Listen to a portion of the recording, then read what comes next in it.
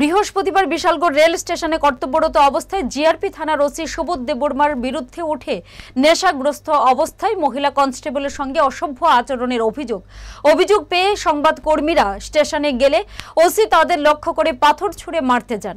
ঘটনার জেরে rail station চত্বরে তীব্র ক্ষোভ ছড়ায়। স্থানীয়দের দাবি ওসির বিরুদ্ধে কঠোর শাস্তিমূলক ব্যবস্থা নিতে হবে। মহিলা কনস্টেবলের অভিযোগ, প্রায়ই ডিউটিতে থাকা অবস্থায় ওসি এমন অপেশাদার আচরণ করেন।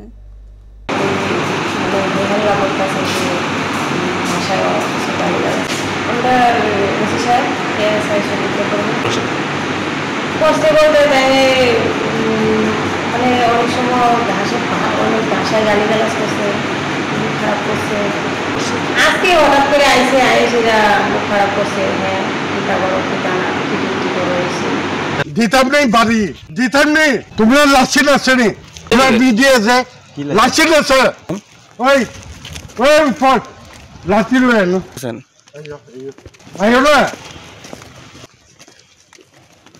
বাবা জিজ্ঞাসা করো বলে জিআরপি থানার কি উচিত নেই, তাই না? আপনারা আওয়ার পর আপনারা বাজার ব্যবহার করছে, এরপরে মারণের লিগা পাথর লইছে হাতের মধ্যে। আমি দেখলাম দাঁড়াইয়া না না তাই নেশা করে নিচ্ছে।